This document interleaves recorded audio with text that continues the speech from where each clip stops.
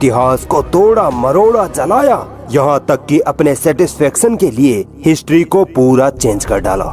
इसी कड़ी में सिख गुरुओं और मुगल बादशाहों के इतिहास को बदल दिया गया है। असल इतिहास को मानो जानबूझकर जमीन में दफन कर दिया गया है। वीडियो में हम यही जानेंगे कि मुगलों ने सिख गुरुओं को क्यों मारा, क्यों औरंगजेब ने गुरु तेग बहादुर को कत्ल करवाया था, क्या सच में औरंगजेब ने गुरु गोविंद सिंह के बेटों को दीवार में चुनवा दिया था। सच जानने के लिए वीडियो को आखिर तक देखना होगा। सिख धर्म की शुरुआत सन 1669 ईस्वी में गुरु नानक जी ने की थी। सिखों की 4 गुरुओं तक तो सिख मुगल रिश्ते बड़े अच्छे थे, मगर बात बिगड़ती है 5वें गुरु अर्जुन देव के वक्त से। 1605 में जब बादशाह अकबर की मौत हो जाती है, तब उसके बाद उसका बेटा जहांगीर मुगल सल्तनत का बादशाह बनकर गद्दी पर बैठता है। मगर 1 साल बाद ही यानी 1606 ईस्वी में जहांगीर का बेटा खुसरो अपने ही बाप के खिलाफ बगावत छेड़ देता है और पंजाब जाकर गुरु अर्जुन देव से मदद मांगता है। गुरु अर्जुन देव भी खुसरो की मदद के लिए तैयार हो जाते हैं और कहते हैं कि तुम ही अगले बादशाह बनोगे।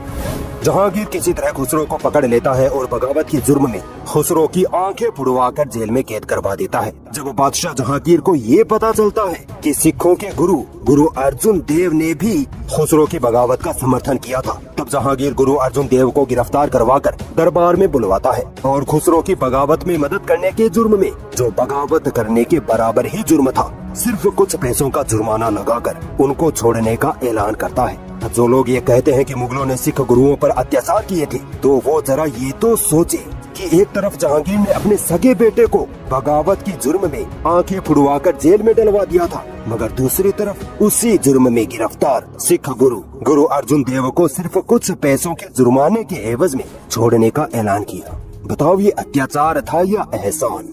गुरु अर्जुन देव फिर भी नहीं मानते हैं और जुर्माना देने से इनकार कर देते हैं और बादशाह के खिलाफ बगावत कर देते हैं। गुरु अर्जुन देव को गिरफ्तार करके जेल में कैद कर दिया जाता है। जेल से भागने की फिराक में गुरु अर्जुन देव रावी नदी में गिर जाते हैं और डूबने की वजह से उनकी मौत हो जाती है और इल्जाम लगाया जाता है कि जहांगीर ने गुरु अर्जुन देव को तड़पा तड़पा कर मारा था।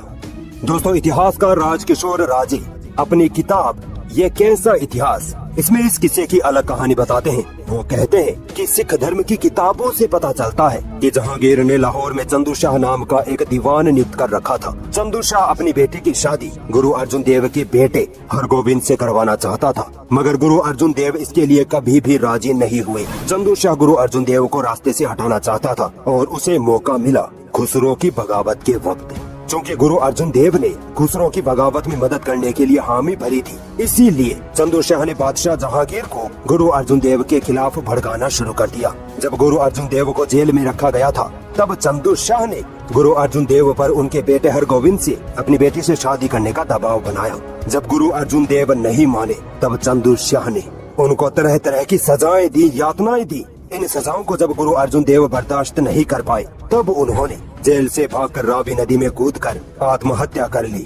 मगर इतिहास में सारे इल्जाम जहांगीर के नाम जड़ दिए गए। दोस्तों, अब बात करते हैं कि औरंगजेब ने गुरु तेग बहादुर को क्यों मारा था। 1658 में औरंगजेब जैसे ही बादशाह बनता है, वह धीरे धीरे समाज में और पूरी सल्तनत में फैली बुराइयों को, गलत रीति रिवाजों को, अंधविश्वासों को और कुप्रथाओं को बंद करना चालू कर देता है। जैसे सती प्रथा, विधवा औरतों का दोबारा विवाह न करना, जातिवाद की वजह से ब्राह्मणों का दलितों पर अत्याचार करना, दलित औरतों को छाती ढकने का अधिकार न होना, औरतों को विरासत में हिस्सेदारी न देना, उन मंदिरों को तुड़वाना जहाँ ब्राह्मण दलित आदिवासी औरतों का नाजायज इस्तेमाल करते थे। इसी वजह से ब्राह्मण औरंगजेब से नफरत करने लगे और ब्राह्मणों ने पूरी सल्तनत में ये बात फैला दी कि औरंगजेब हिंदुओं को खत्म कर रहा है, औरंगजेब हिंदू धर्म को खत्म करना चाहता है।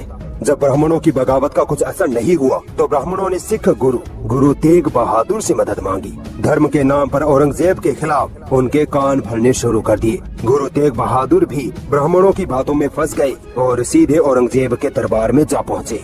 गुरु तेग बहादुर ने औरंगजेब के सामने ही उनको बुरा भला कहना शुरू कर दिया, उनके बनाए कानूनों को मानने से साफ इनकार कर दिया और खुली बगावत पर उतर गए। दोस्तों, यहाँ आपको एक नाम याद रखना होगा, राम राय। ये सिखों के 7वें गुरु हरराय के बेटे थे। राम राय बहुत लंबे वक्त से औरंगजेब के दरबार में काम करते आ रहे थे।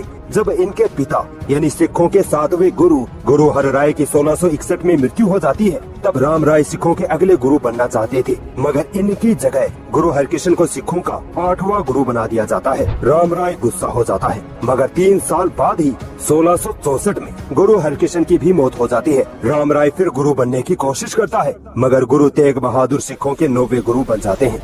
चूँकि दोस्तों गुरु तेग बहादुर औरंगजेब के खिलाफ थे और राम राय के औरंगजेब के साथ अच्छे ताल्लुकात थे, इसी वजह से राम राय ने औरंगजेब को गुरु तेग बहादुर के खिलाफ पूरी ताकत के साथ भड़काना शुरू कर दिया। अब वापस आते हैं औरंगजेब के दरबार में, जहां गुरु तेग बहादुर औरंगजेब को भला बुरा कहकर उनके कानूनों को मानने से इनकार कर रहे थे। औरंगजेब गुरु तेग बहादुर की इस गुस्ताखी के कारण उनको नॉर्मली तौर पर गिरफ्तार करवा देते हैं, ये सोचकर कि ये एक धार्मिक गुरु है, इनकी इज्जत करनी चाहिए।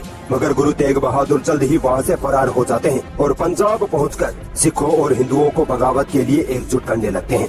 जब औरंगजेब को ये खबर लगती है तो वो गुरु तेग बहादुर को वापस दरबार में बुलाते हैं। गुरु तेग बहादुर बादशाह औरंगजेब के आदेश के खिलाफ वर्जी करते हैं और आने से इनकार कर देते हैं। औरंगजेब को गुस्सा आ जाता है और वो गुरु तेग बहादुर को गिरफ्तार करवाकर दरबार में पेश करवाते हैं। राम राय जो सिखों का गुरु बनना चाहता था, उसने औरंगजेब से पहले ही ये कह रखा था कि गुरु तेग बहादुर इस्लाम के खिलाफ बोलते हैं और चमत्कार दिखाने का भी दावा करते हैं। औरंगजेब गुरु तेग बहादुर से चमत्कार दिखाने को कहते हैं कि अगर तुम सच्चे गुरु हो तो कोई चमत्कार करके दिखाओ।